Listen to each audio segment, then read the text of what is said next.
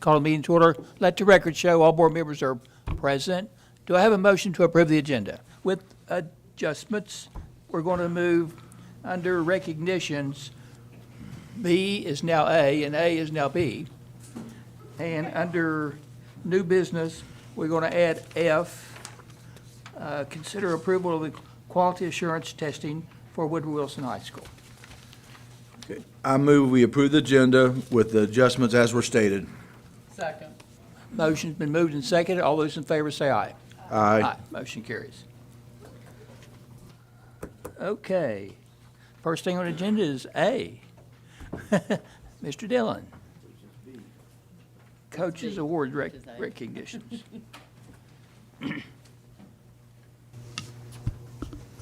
Can you hear me? Yep. President Ford, board members, Superintendent Starcher.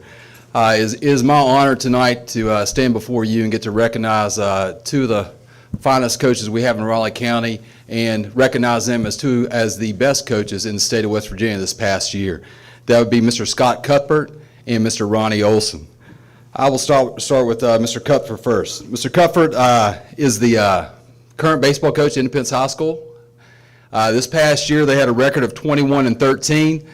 But if you were able to see them in person, it was truly a great thing to see how he molded such a young team together, and they started clicking at the right time. I was fortunate enough to get to see him play in the state tournament, and they went all the way to the state championship game. They came up a little bit short, but it's an exciting future for Independence baseball. He had several starting freshmen and sophomores and juniors, but so it's going to be exciting in Coal City. I think he has a certain freshman here with him tonight. I don't know who this guy is. He found him out in the parking lot, but I think that's his son. But it's with my honor that I present to you tonight the WVSSAC 23-24 AA Baseball Coach of the Year, Mr. Scott Cuthbert, Independence High School.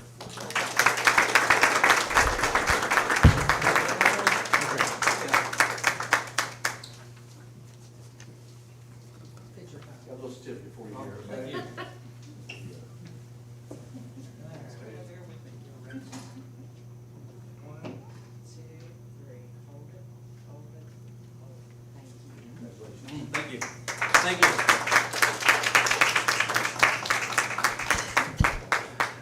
And next, Mr. Ronnie Olson.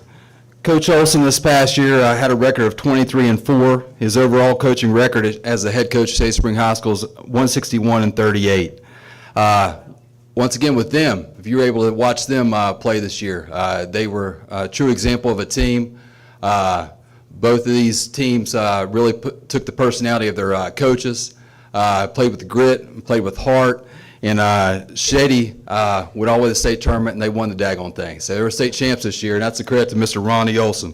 So I'd like to present to you the WVSSAC 23-24 AAA Basketball Coach of the Year, Mr. Ronnie Olson, Shady Spring High School.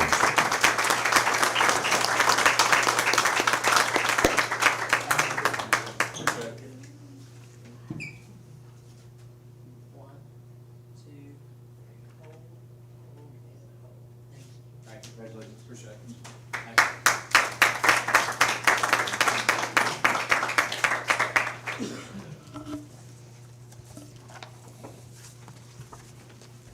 Congratulations to both coaches. Okay. B. CTE Awards, Gala Winter Food Truck. Yes, good evening, President Ford, Superintendent Starcher, and board members. This evening, I have the special honor of recognizing one special food truck and some of the people who helped it come to fruition. The Raleigh County ACT food truck arrived at the Canaan Valley CTE Awards Gala on September 5th to join the other participants in the CTE Food Truck Showcase held on the 6th. The preliminary stages of the food truck began a couple of years ago after the students won an initial design competition and were awarded a grant for their project. Initial construction of the truck was stalled due to personnel changes at ACT, but when Mrs. Brellahan joined as the assistant principal, Mr. Pack supported her in leading the renewed efforts to complete the project, culminating in entering the food truck for competition. The truck was built from the ground up on a flatbed trailer and was finally completed on that last long day of preparation by the best CTE staff and students in the state. Fire marshal approval was received just before the truck was set to hit the road. Construction of the truck was a collaboration between many of the programs at ACT, including electrical, plumbing, construction, and even the CDL instructor who used the ACT truck to transport the food truck to its destination. I know I was fortunate enough during my spring home improvement class at ACT to observe the plumbing students installing the water lines and piping inside of this truck. Not only did this project require countless hours of construction, but also navigating all of the required needs and regulations. I ask you, how could sitting in a classroom receiving oral or written instruction even compare to what these students learned participating in this project? Ultimately, the students learned long-lasting skills, and we have a beautiful, functional food truck to show for it. During the event, the ProStart culinary students prepared a sample of Caprice melt sandwiches and homemade chips, what you had sampling of tonight. Trailers from 4 other counties competed, but of course, the ACT Timber and Toasted Food Truck took the top award and was voted by the West Virginia Department of Education staff and CTE administrators from across West Virginia as the winner. We would like to recognize some of the students and staff tonight for a remarkable accomplishment along with their culinary expertise. So I'm going to call their names, and if they're with us, they can come up tonight. First, we want to recognize Mrs. Brellahan for her role in for getting this accomplished for us.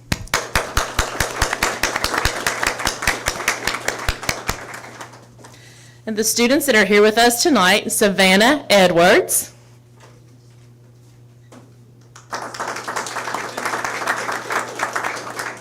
Callie Harris, Johnny Lawson, and Tanner Testerman. And of course, our chef, John Lester. And I'd be remiss if we didn't include our Mr. Pack. Come on up. Congratulations for all the accomplishments. I think we have CTE in here over and over again. Super proud of that and what they do at ACT. That's Scooty and Scooty. There you go.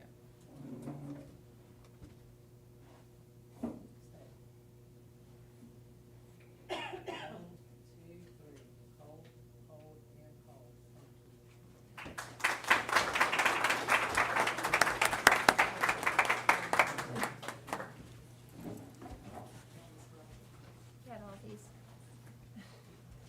extras.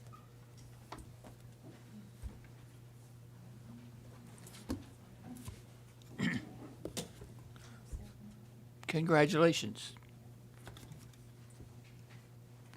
We have no agenda items, no non-agenda items. Communications report. You may tell the students. What is it? I think they need to turn off the truck, the students, so they can. Oh, yeah, if anybody has to leave to turn your truck off or whatever, you're certainly welcome to do that. The food truck is still on. Thank you all. Thank you.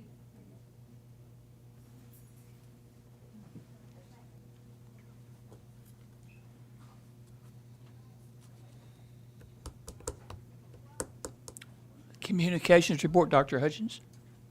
I'm good, thank you. Ms. Smith, I'm good. Ms. Hamrick, are you good? Yes, but our fall conference, school board association, our Mr. Darren Butcher did a fine job representing Raleigh County. Just wanted to say that.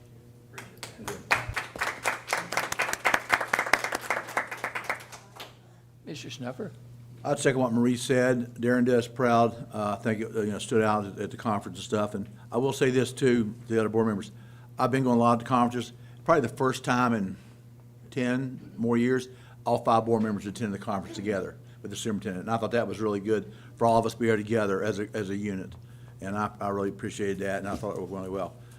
One thing that she didn't, I mean, she did mention, but talk to Mr. Pack. I mean, you have to understand on that trailer, the electricians did the wiring, they did the air conditioning, the carpentry did, the mechanics. Almost every trade out there was involved in that. And those are just great educational projects. I told her, years ago, many years ago in Fayette County, when I taught school there, we used to build a house and sold it. And that became kind of cumbersome because I had to sell the house, do stuff. But the trades learned so much being on site, doing actual work. And I think this is something they can take pride in. I mean, they may graduate in maybe 2 or 3 years and they'll say, hey, I was one of the kids or students that did something on that. So that's a really worthwhile project, and I really appreciate the hands-on part of it and the accomplishments they did there. That's all. Okay. Okay, and I was also at the board meeting and got to witness Mr. Butcher sitting on stage up in front of everybody, making us proud. Thank you. Dr. Starcher. Well, as Mr. Snuffer said, all of us were at the conference, and we all enjoyed the presentation. Mr. Butcher did a wonderful job, and he was on the stage with a couple of treasurers from smaller counties. So it was nice to see what we are able to do that other counties can't do with the resources we have. And like we all said, Mr. Butcher, he did a great job, represented us well. So thank you for that. Couple things. Yesterday, we had our first meeting of the Superintendent Advisory Council. We had 22 students, and it was a wonderful 3 hours. We really enjoyed it. The students gave us a lot of good information, and we meet again in November. But they enjoyed it. One group asked their principal if we could start a group chat with all of us. So I don't know that we will be starting a group chat, but I think that just goes to the fact that we really did have an open dialogue. The students, I believe, really enjoyed it, and we enjoyed it as well. Mr. Dillon, Ms. Hodges, and I were in the room with them. So it was a great opportunity. The only other thing I'll share tonight is I had the opportunity to go to Independence High School today to be interviewed by some students. Independence High School has started a broadcasting program, and Coach Lilly and one of the counselors work with this group. So anyway, it was really good. They had some really good questions. It lasted about 15 minutes, so not too long, not too short, but it was good to interact with the students. And this class or this program is live broadcasting all football games for Independence High. And then I know next Tuesday they said they'll be broadcasting from a cheerleading event, but just various activities. So I was encouraged by just something else for kids to get involved with at Independence High School. So thank you. That's all I have.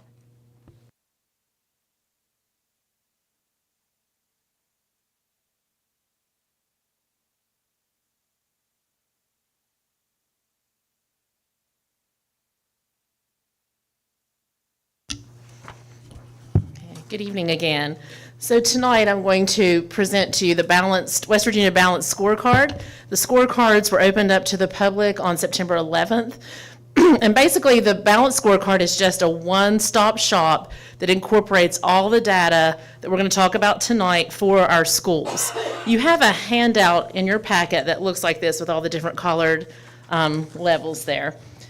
And just know as we go through this, red is the lowest, then you have yellow, and then blue, and then green. So green would be the highest level.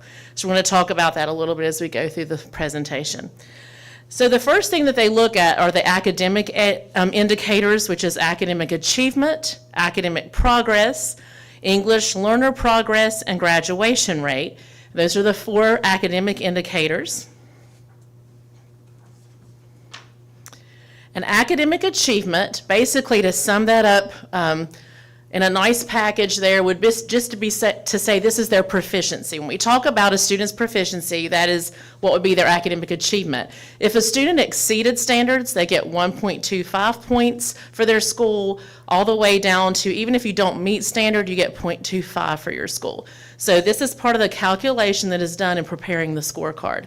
So for academic achievement in that column, that's what you see there are the points for if they were proficient. Academic progress is basically what we refer to as the student's growth from one point in time to the other.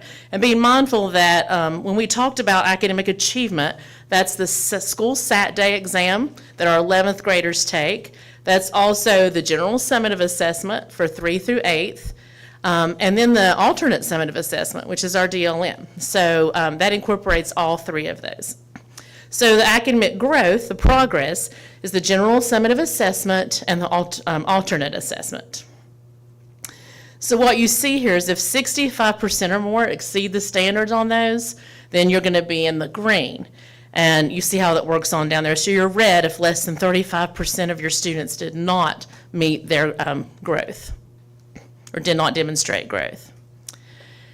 English language learners, the indicator in this section measures how well our EL students did in speaking, reading, writing, and listening. And then our graduation rate is for our 4-year and 5-year cohorts. So it looks at a group of 9th graders all the way through 12th, and then looks at their graduation rate. If 95 to 100% of them graduate, then you would receive exceed standards, which would be the green. 90 to 95 would be the blue, 80 to 90 would be the yellow, and then less than 80% would be the red. Keep in mind a 5-year cohort includes your EL students and those special education students who have that allowance that extra year.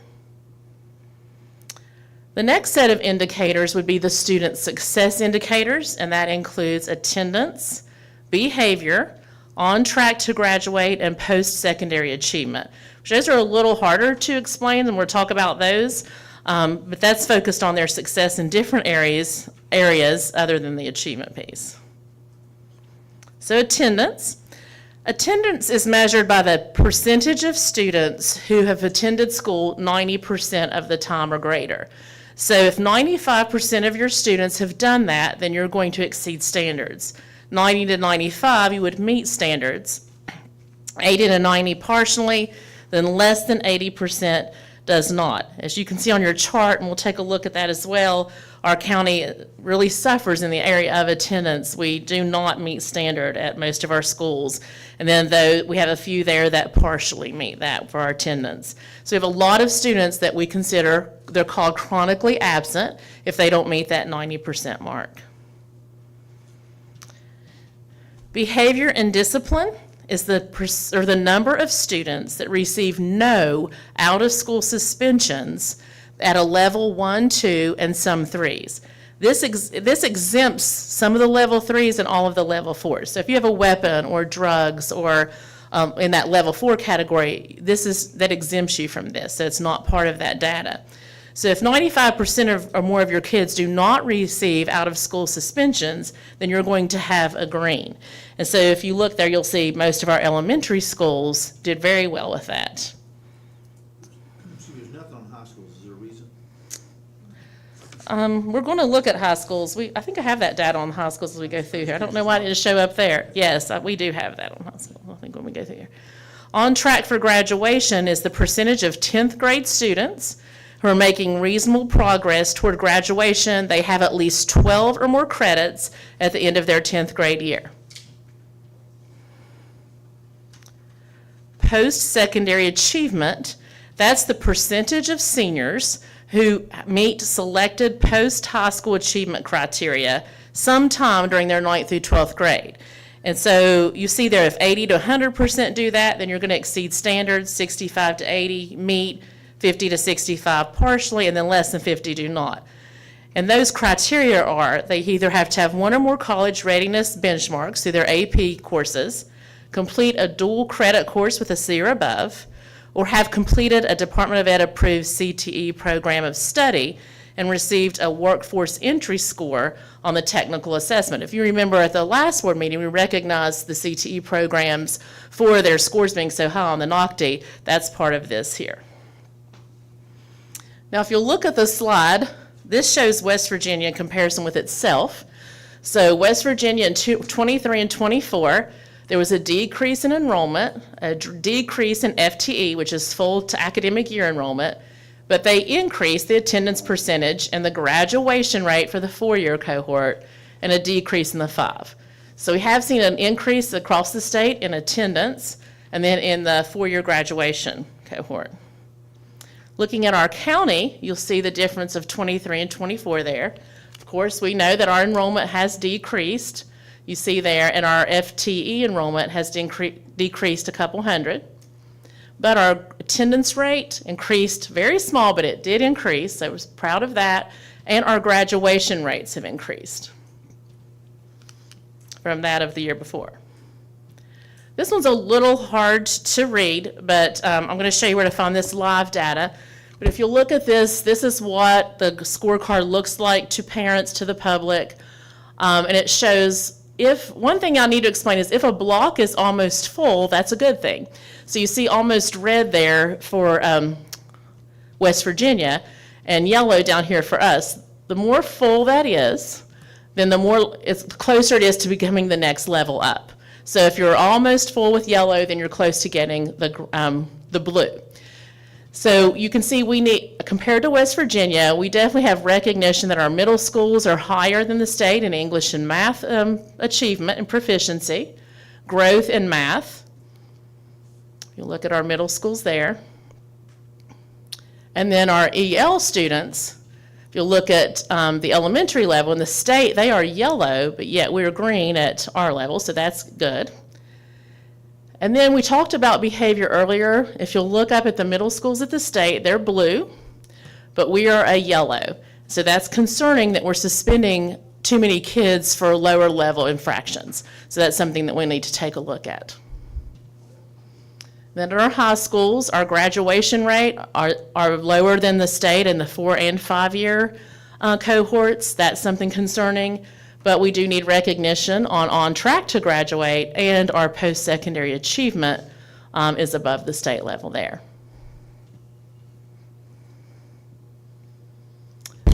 This compares our schools from year to year. You'll see our elementary and high at the top from 23, and then at the bottom is our 24.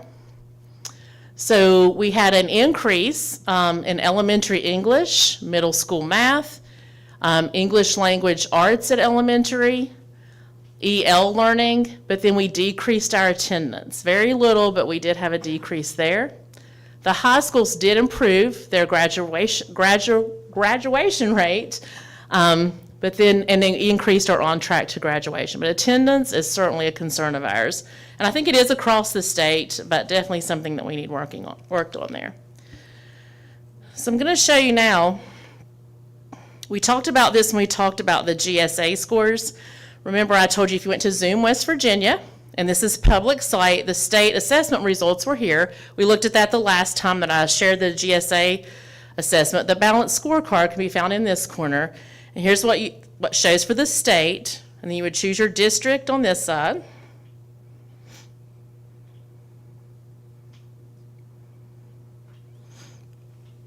And this is our district, but to look at individual schools, you would click here, and these show all of our schools. Now you can see those check marks there. You know what, Mr. Snuffer, I don't think high schools do have the behavior on theirs. It's not showing that for the rates. But we can definitely get that data and share it next time. But what you see here is you see the check marks. Those are the schools that have met their target towards the state goal. And this is a little tricky to understand as well. We have 17 of 26 in ELA that met their target, 19 of 26 in math. So to meet your target, they take the 2021 score on what you had, and then they subtract that from 100. And then they add half to what you have, and you should meet that by 2036. So an example, Gent had 42% in math on 21. So to be at 100, they needed 58. You divide that by half. That was 29%. So by 2036, they should be at 71%. So their target is 4.73% growth in that area. So they met their target. That means they did improve or increase that much in their growth.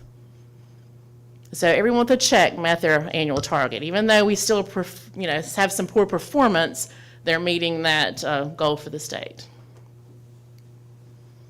Are there any questions about this? It's really just one place for the public and staff to find all of that data at one time. Thank you.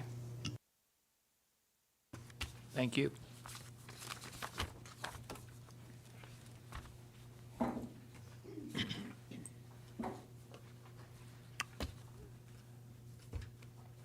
Ms. McClung?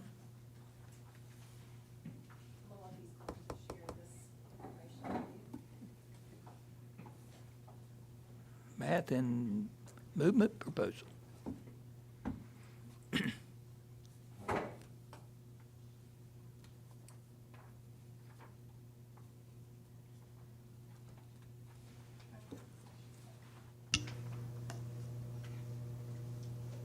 Okay.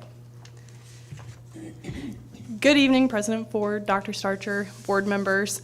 This evening, federal programs would like you to consider the approval of the math and movement mats for non-Title I schools. We presented the durable math mats for Title I schools in July, and based on feedback during that board meeting, excuse me, and the early results we've seen in the Title I schools that have been using them, Mrs. McClung and I would like to purchase materials for the county's non-Title I elementary schools using Title IV funds. So how many schools will that be? It'll be 7 more schools. 7 more schools, okay. Yes, sir. Okay. Wendy was talking about how the children responded at Mabscott. I think it was Mabscott. Yes, ma'am. That it was pretty amazing, that they loved it. We don't have data on it yet, but the feedback we've received has been extremely positive. So I hope to have good data. Well, we need better math scores, so. hope Yes, we that'll do. help. That'll help. Anything we can do. That sounds great. Thank you. Thank you. Thank you.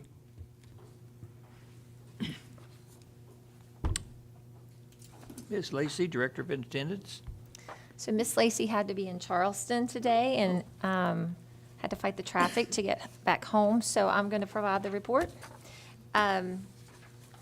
So for account, in terms of homeschool students, in August, we had 1,001 students in homeschool. We had 16 homebound, and then 11 for alternative school.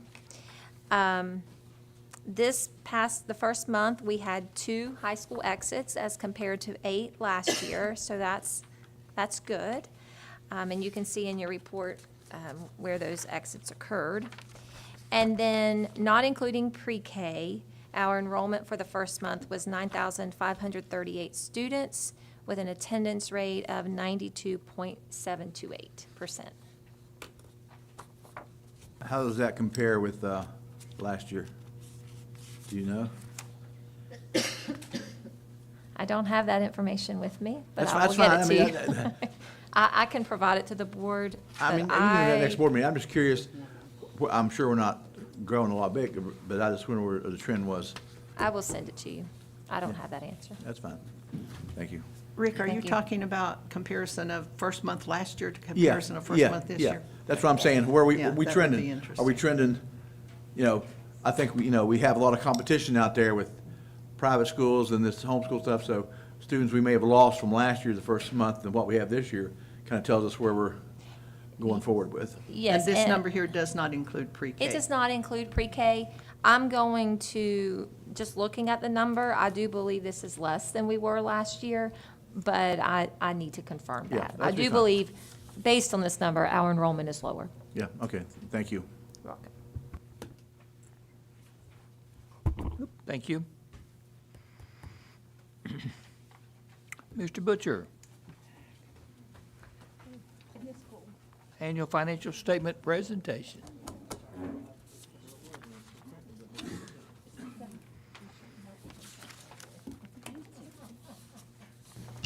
President Ford, Dr. Starcher, board members.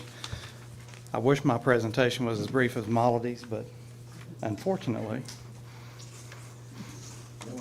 We will not brag on you anymore. you definitely won't when I get done tonight. In front of you, you have 3 packets of information. The first is the annual financial summary, and that's where I'll begin this evening. Starting on page 1, the balance sheet. For the year ended June 30th, 2024, major components of assets, we had $102.7 million of cash and cash equivalents. That's 89.7%. $2.3 million of PEIA allocation receivable. State aid receivable. PEIA 4.587. Sorry, I'm off, Hannah. No more bragging on you. I'll tell you what, reimbursements receivable. 4.6 million. I'm looking crooked this evening, aren't I? And due from other funds, 1.8 million or 1.68% of total assets of 114.4 million. Liabilities, just over 11 million in salary and related payroll liabilities. That's 9.63%. PEIA premiums, a little over 3 million or 2.65%. Accounts payable and payable to others, 4.5 million or 3.9% of total liabilities of 20.4 million. We've got a defer inflow of resources, 1.8 million at 1.62%. And fund balances, we ended the year with a $92.2 million fund balance. And if you would, your second packet of information, which is the financial statements and notes on page 43, discusses the detailed components of fund balance. And at June 30th, general current expense had $7,584 of prepaid items, $5.9 million restricted for special projects, $3.2 million restricted for excess levies, $7.9 million, that was the assigned fund balance for projects, $2.5 million of encumbrances, and $8.4 million to balance the FY25 budget, and an unassigned fund balance of $28.6 million. That gives you a total of $56.6 million in a general current fund. Special revenue fund, $4.9 million restricted for special projects. School activity fund, $4.3 million restricted for special projects. The permanent improvement fund had $5.9 million restricted for capital projects. And the capital project fund had $20.4 million restricted for capital projects. Going back over to page 1, in looking at the First handout or page one? on the first handout, Okay. sorry. In looking at the total unassigned fund balance for the general fund, it was $28.6 million. The FY23 unassigned fund balance was $26.5 million. So we have an increase in the unassigned fund balance of $2.1 million or 7.82%. The total fund balance in the general fund, $56.6 million. The total fund balance for the general fund increased $8.1 million or 16.63%. And looking at the total overall governmental fund balance of $92.1 million, as of 6/30/23, total fund balance was $81 million. So we had an overall increase of about $11.2 million or 13.85%. That's about 23%, Um, somewhere in that range, Well, it's 13.85%. of the total thing? Mhm. 20? Yeah. Oh, it's more than that, okay. Yeah. Mr. There. And a lot of that's due to we still have excess levy funding.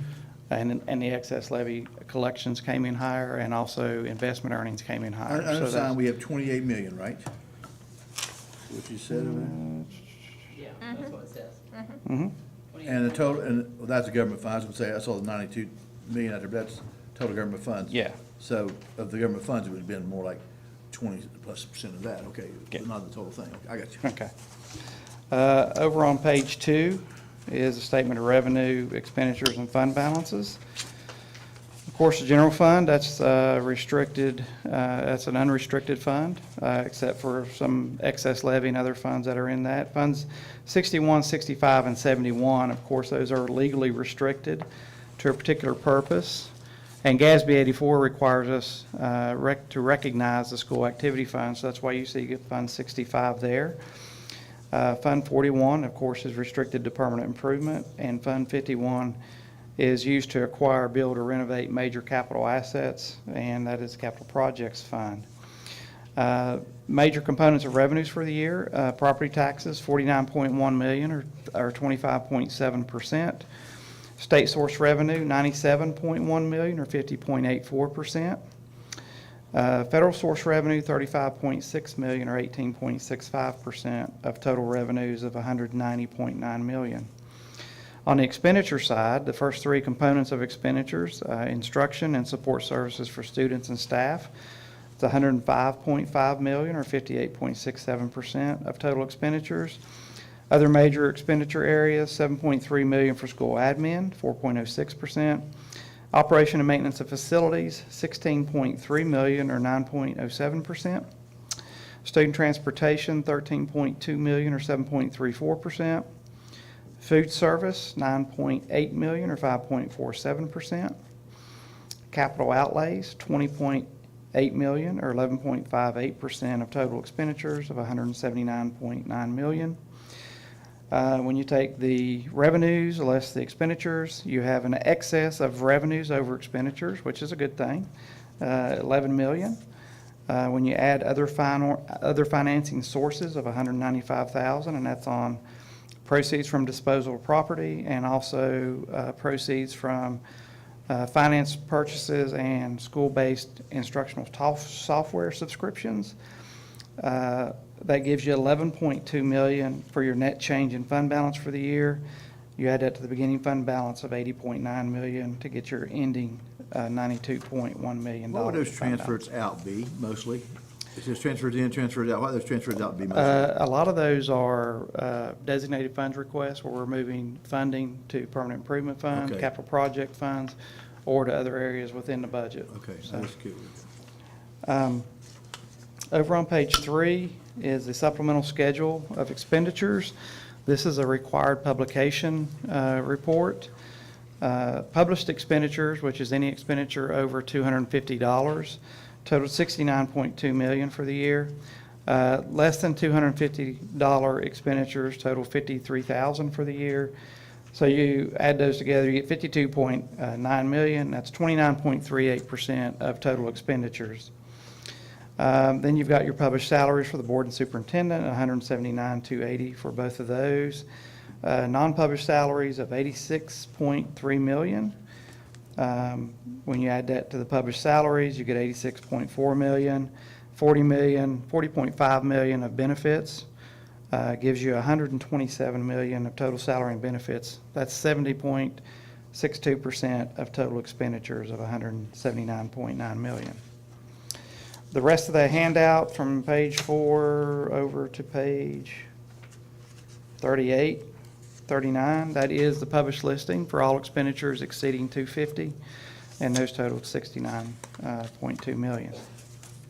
Let me ask you maybe a stupid question, maybe I'm looking at this wrong, but with total salary benefits is 70%, well, almost 71%.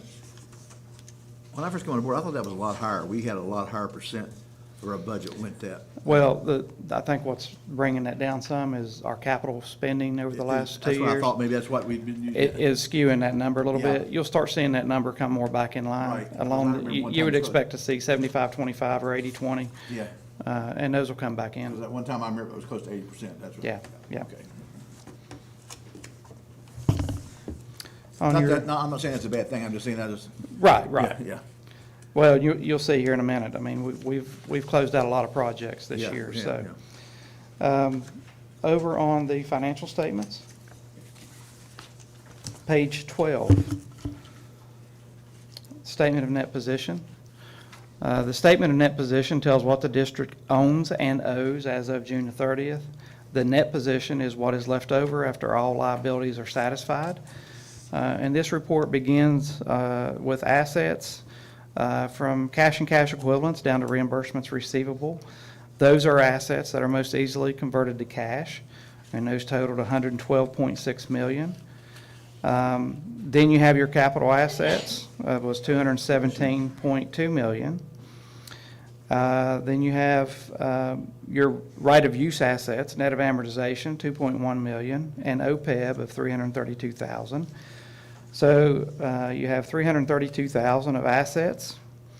You have another 2.9 million of deferred outflow of resources, and those are for pension and OPEB liabilities. So your total assets and deferred outflows, $335 million at June 30. On the liability side, from salaries and salaries payable down to, we call it Sabita liability, that's 18.8 million. You had another 5.6 million in those longer-lived assets. That's your net pension liability, Sabitas, and finance leases. So that gives you 24.4 million in liabilities, 673,000 in deferred inflows of resources for pension and benefit. So you have total liabilities of 25 million. When you deduct that from your total assets and deferred outflows, that gives you the 310 million of net position as of June 30th. 217 million of that is invested in capital assets. 10.8 is invested in special projects. 3.2 million in excess levy. 26.4 million in capital projects, and another 52.5 million in unrestricted net position. On the next page is the statement of activities. So the statement of activities tracks Raleigh County Schools' annual revenues and expenditures, as well as any other transactions that may increase or reduce net position. So you start with total expenses, and that's the cost of providing educational services into each of those programmatic levels, and that totaled 139.1 million for the year. And then you reduce that by program revenues. So those are revenues that are produced in those particular functions, thereby they reduce the expenses to the public. And so you have 4.5 million charges of services, 35.9 million operating grants, 342,000 of capital grants. So you get a net expense of 98.3 million. So a negative figure here represents a net expense to the public that has to be satisfied. And how is that satisfied? Well, that was satisfied through property taxes of 49.2 million, unrestricted state aid of 80.1 million, unrestricted investment earnings of 4.3 million, and 317,000 of unrestricted gains, offset by 480,000 of loss on capital assets, and 169,000 of termination of right of use assets. So those total revenues were 133.4 million, and when you compare that to the 98 million of net expense, you get a positive change in net position of a little over 35 million. When added to net position, gives you the 310 million ending net position. Over on page 1 of the financial statement handout. Financial highlights for the year: the board's assets plus deferred outflows of resources exceeded liabilities plus deferred inflows by approximately 310 million. That is the net position at the close of the most recent fiscal year. And of this amount, approximately 52.5 million is the unrestricted net position. The board's total net position increased by approximately 35.2 million. And this increase is primarily a result of increases in various operating and capital grants, as well as COVID funds being spent down. That's your ESSER money. As of the close of the most recent fiscal year, the board's governmental funds reported combined ending fund balances of 92.2 million. That's an increase of a little over 11.2 million in comparison with the prior year. And the largest portion of this increase was in the general fund. At the end of the most recent fiscal year, the unassigned fund balance was approximately 28.6 million, or 22% of general fund expenditures. Over on page 3, the district-wide financial analysis. Assets plus deferred outflow of resources exceeded liabilities plus deferred inflows by approximately 310 million at the end of the most recent fiscal year. Some reasons for that, and in comparison with last year, it increased about 28.5 million. Current and other assets increased 2.5 million due to an increase in cash and cash equivalents and reimbursements receivables. Capital assets increased $27.5 million due to capital asset additions in excess of depreciation. Right-of-use assets decreased by about $736,000, which represents various leased copiers, postage, and transportation equipment due to the implementation of GASB 87, as well as subscription-based information technology agreements due to the accounting of GASB 96. GASB 68 and 71 requires the board to recognize its proportionate share of the net pension liability, deferred outflows and inflows. The net pension liability decreased by about $665,000 to approximately $5.4 million at June 30. GASB 75 requires the board to record its proportionate share of the net OPEB liability, deferred outflows and inflows. The net OPEB liability decreased by approximately $619,000 to an OPEB asset of approximately $332,000 as of June 30. That's really amazing when you think about the state has done the funding for the pension and I the remember what OPEB. OPEB was in. I was on the, we were. Yeah. They're well on way of taking care of the pension liability, and that's really good. And this is going to fluctuate back and forth as a result of market changes. Sure. Because all this is invested money. So deferred outflows decreased by approximately $1.2 million, and deferred inflows increased by $1.5 million as a result of GASB 68 and 75. Current and other liabilities decreased by $4.1 million due to a decrease in accounts payable, and that's mainly related to winding down of construction projects. The largest portion of the board's net position, 70%, reflects its investment in capital assets. An additional portion, 13%, represents resources subject to external restrictions, and a majority of that is excess levy and capital projects. And the remaining net position, 17%, represents cash and other receivable balances to meet the board's ongoing obligations to creditors, students, employees, and others. Page 5, as stated, the board's net position increased $35.2 million. Operating grants decreased by $8.6 million, and that's due to the winding down of most of the ESSER funds. Capital grants and contributions decreased $3.6 million, and that's due to a decrease in SBA reimbursements as those projects wind down. Property taxes increased by $4 million, primarily as a result of increased tax collections. Unrestricted state aid increased $13.3 million as a result of an increase in school support and recognition of the employer proportional share of the pension revenue for GASB 68 and 75.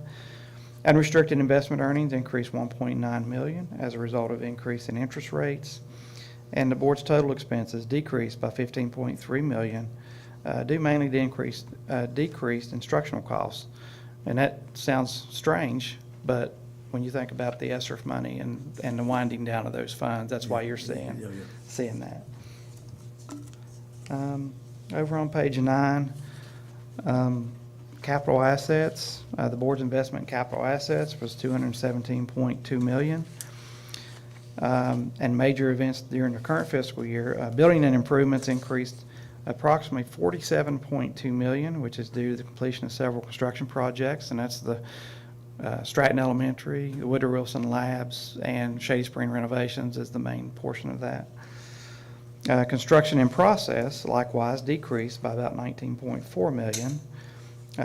Approximately $53.7 million of assets were put into service, and the balance of the construction process is about $8.4 million, and that represents ongoing flooring, auditorium, awnings, window replacements, playgrounds, roofing, as well as ongoing renovations at Park Middle and Woodrow Wilson High School.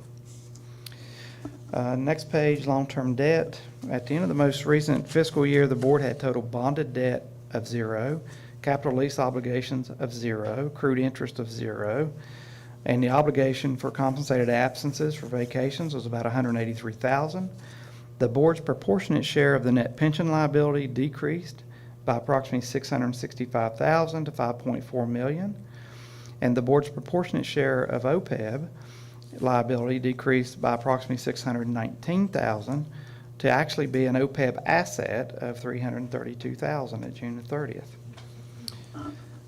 Factors bearing on the board's future, continued declines in enrollment will result in decreases in state aid to the school district. that could negatively impact the board's ability to provide the current level of services to students. The board has adopted county-wide community eligibility provisions starting in FY25 of the child nutrition program, which depends on increases in federal subsidies to offset individual student billings for food service. A decrease in these subsidies, along with flat or decreased participation, could cause significant declines in future funding of the program, which could significantly increase county contributions. On July the 1st, 2023, the Raleigh County Board of Education was awarded $1 million in major improvement grant funding from the School Building Authority. These funds are combined with $7.5 million of capital project funds for total project funding of $8.5 million for the construction of a new gym and lab renovations at Park Middle School.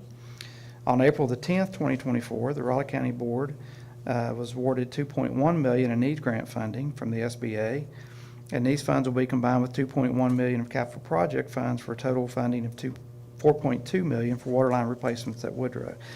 Those numbers are high, but that's how we have to report them because we've got the grant letter and we haven't received a modification of that letter. So the board has elected to purchase all technology devices for students and teachers. While the board has identified funding sources to continue purchasing these devices every 4 years, a decline in any of the funding mechanisms could require future borrowing, which we're nowhere near there.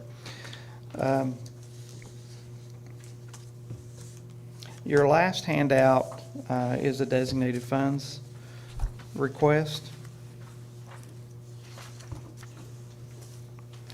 So if you look at the bottom of the first sheet, the gross fund balance as of June the 30th was $56.6 million. When you back off encumbrances of $2.6 million, project designated requests, which is about $17 million, and that's those earmarked funds. If you look from the board emergency fund down to advanced placement, those are earmarked funds for those particular areas, and so that's why we reduce those. Budget needs, $8.4 million. Non-spendable fund balance, $7,584. That gives you a net designated request of $28.5 million. So I would like to recommend the following. An interfund transfer to the permanent improvement fund of $1,485,000 for FY25. An interfund transfer to the permanent improvement fund for Stratton Elementary. That's additional funding for the parking area. The bids came in a little higher than we anticipated. An interfund transfer to the permanent improvement fund for playground upgrades. That's our grant program, $200,000. Interfund transfer to the permanent improvement fund for Daniel's playground replacement. This is a project we wanted to get to this summer, but we were not able to. But their playground, They do something out there. there's got to have something done to it, so that's why that funding is there. Interfund transfer to permanent improvement for our turf replacements, $250,000. Permanent improvement to the permanent improvement fund for the warehouse freezer addition.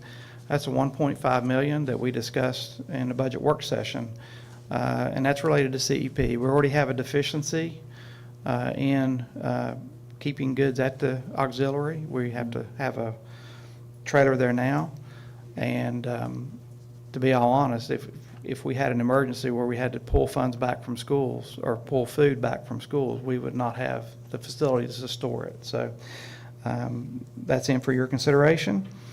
Capital project fund transfer to Park Middle this is for phase 2, the demo and parking, and that's an estimate. We've got funding sitting there, but based on preliminary, we believe we're about $1 million off on that funding. Interfund transfer to the capital projects fund for the Woodrow Wilson High School renovations, $1,747,000. That completes what the county would need for its needs project that we're going to the SBA with for that renovation.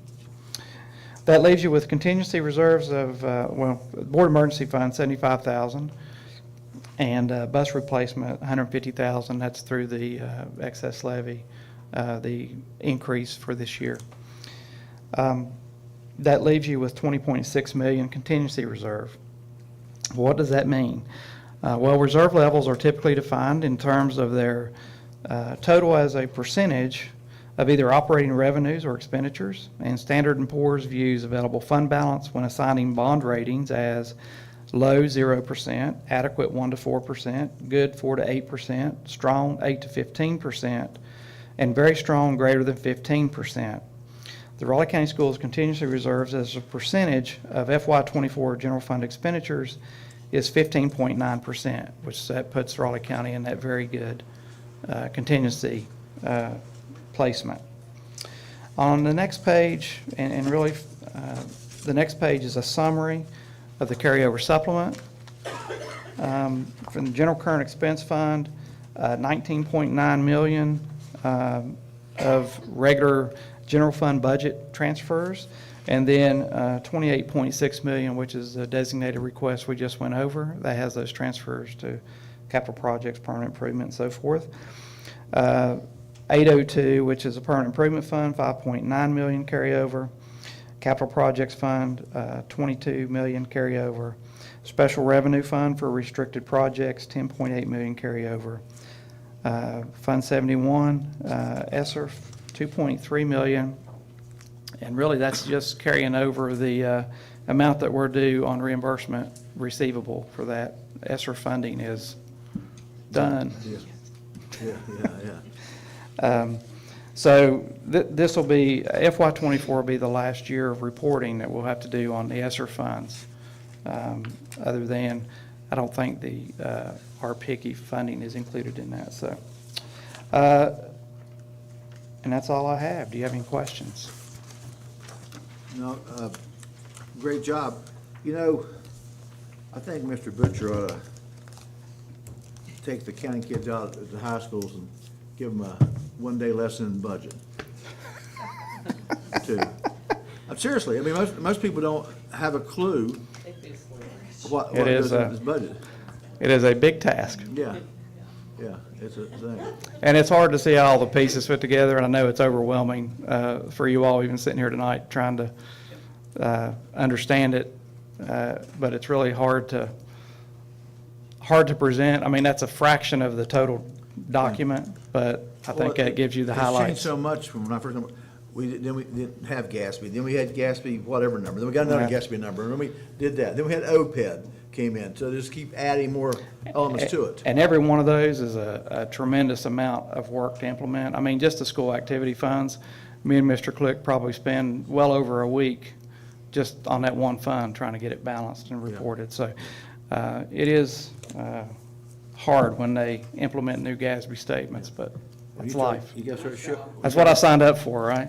And when you gotta start showing that daily balance every day, and there's canceled checks. Well, you know, I'm gonna, do you want me to highlight it on a dolly next time, or Yeah. you want to come to my office to look at it? Yeah, no, me personally as a board, I think the whole board, I really appreciate all your hard work on that. Thank you. And the funds, I mean, the financial standing of this county is excellent Yes, it is. for what, I mean, and it shows and everything, but it is excellent. Yes, and it does allow the county to do, making investments in finance allows the county to do a lot of the other things we need to do for students and Right. instruction. So it's good to be I mean, in all this these financial. numbers enable us to do a better job educating our children. You and Michael do a great job. Thank you. Thank you so much. So Does the anybody bottom- out there have any questions? I just have a comment. So the bottom line is Raleigh County is not broke. You're correct. Okay, that's in simple We terms. can weather, There are some things out there on the horizon we kind of need to watch for, but we have sufficient money to operate the school well, that's why system it's so important to to have, meet student needs. you know, that's why it's so important to have those contingency reserves, is it allows you, when there is a downturn, to react and to make a plan to fix it. So it is, I know a lot of counties don't have the reserves we have, but it is such an important part of running a county. It's like, Charlotte, when the government gave everybody a check during COVID, and they took that check and went and bought a new side-by-side or whatever, and then they blamed the government because they didn't have money to pay for their food because they always spent their money on the side-by-side. We're waiting to keep money that we can pay for food too. And there's a lot of things on the horizon that's troubling. I mean, the decline in student enrollment is big. extremely troubling. But, you know, we've also got the ESSER funding ending. While it was hard to track, it was a blessing to have, and that's going to be Yeah. difficult to navigate. So we have some issues that are going to require some attention shortly. That said, we have a county that supports education that passed a levy, but I think a lot of counties don't have that. Correct. I have no concept how a county could operate without Yeah, I don't a either. levy and Yeah. provide the education that kids need. They do it, but I don't know how to do it. Well, they don't do it. They do it the best they can, but they don't do it. Thank you. All right, thank you. Thank you. If I may, I want to echo what the board member said. Work daily with Mr. Butcher and occasionally see Mr. Click. This time of the year is a very challenging year for them, but they always pull through and meet their deadlines. So I want to thank you, and I think Mr. Click's probably next door, so. Yes, he is. Thank you to him as well. Michael's my right arm, so. For the He does many a hours lot. they've spent over the last several weeks. So, thank you both. Thank you.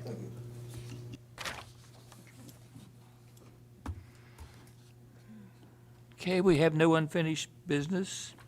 Policies and procedures, A, B, and C. Y'all want to talk about it individually, or can we vote on those all three together? They've all completed. Was there any comments on any of them? They've all completed 30-day comment, and no comments were received. So I would recommend, if you want to, as a group, that you can approve all of those. Okay, I move that we approve then policy C.1.2, C.1.2, D.211, and D.3.31 as, that were the 30-day comment and no comments were received.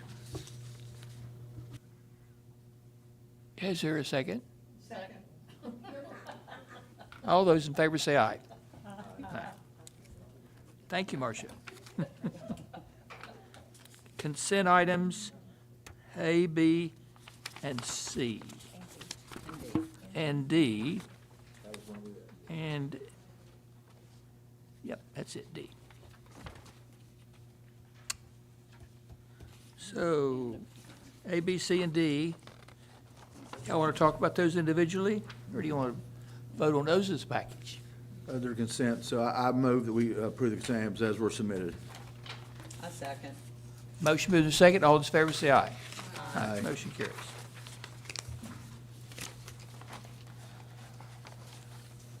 Okay, under new business, consider approval of the request for exemption to the four-year attendance policy. Good evening, board members, President Ford, Superintendent Starcher. We only have one to approve this time.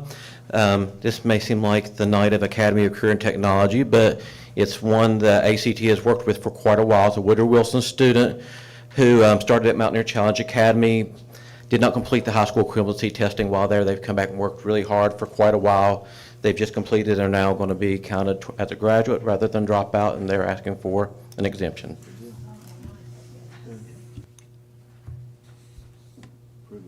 Okay, do we have a motion to approve the, I move to approve the exemption to four-year policy.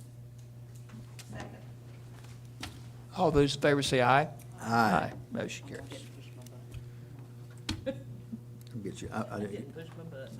Consider approval of the math and movement classroom kit for movement-based learning for non-title schools. I move we approve that. I second that. Motion been Yes. moved and second. All those in favor say aye. Aye. Motion carries.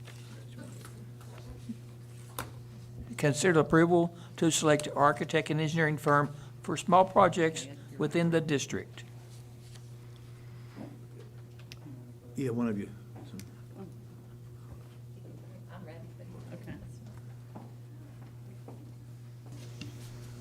Okay. So we conducted interviews for the architectural and engineering services, and these are for small construction projects that are under $1 million. Oftentimes, we find ourselves in need of services on these type of projects, and it's really not efficient to go and bid those. But we had 4 firms that expressed interest, and the committee selected ZMM to handle small projects for Raleigh County Schools. On the geotechnical quality testing and soil compaction, We're not there yet. oh, sorry. Hold on. That's another item. Give me a second. Okay. Want any questions on the architectural services, I should have said? Okay, having no questions, you make a motion? I move that we approve ZMM for architect on projects for under $1 million for small district projects. Motion is moved in second. All those in favor say aye. Aye.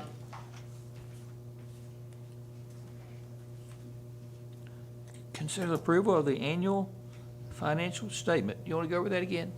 Sure, you want me to? I can start over if you'd like. If you could tape that and No, send it to me page about 10:30 tonight, I'd appreciate that. I'll do that. That'll help me. I know what, I'll just send you a recording of me giving it again. How's that? That'd be good. Yeah, 10:30 just would be good. recap page 9. I move we approve the annual financial statements as were submitted to us tonight with, by Mr. Butcher, who did an excellent job. I second. Motion is moved in second. All those in favor say aye. Aye. Motion carries. Consider approval of the fiscal year 23-24 carryovers. That's a carryover supplement. That was the third item we went over. Motion moved in second. All those in favor say aye. Aye. F, consider approval of the quality assurance testing for Woodrow Wilson High School Waterline and Stratton Elementary parking lot.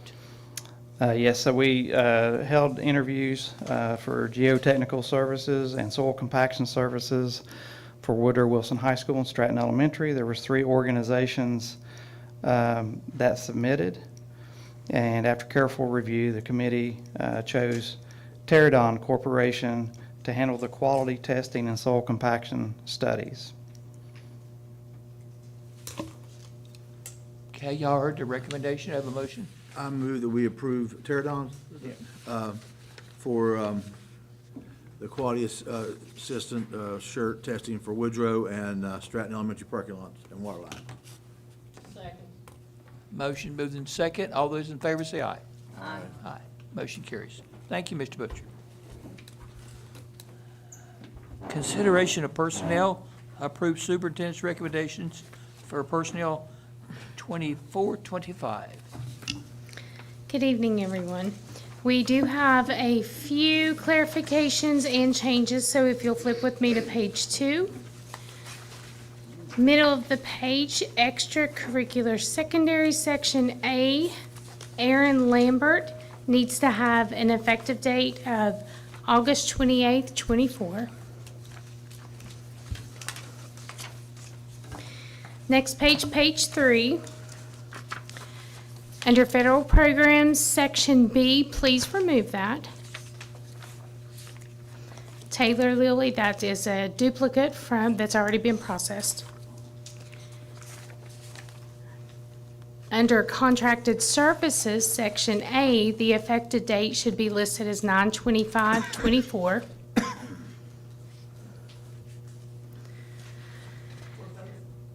Yes. And then this one, I'll need you to bear with me because we have to specify the dates on each person. So Rising Senior, Section A, Michelle Clarkson should say 8/12 and 8/13, 2024.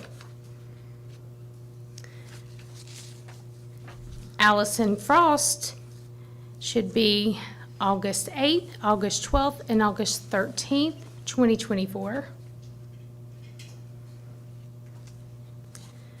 And Mary Beth Underwood should reflect August 12th and August 13th, 2024.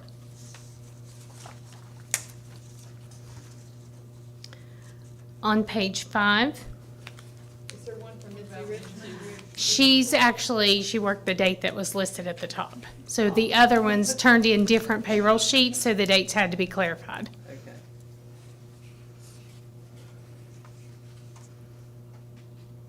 So then moving to page 5, under custodians, section A, remove Joshua Austin.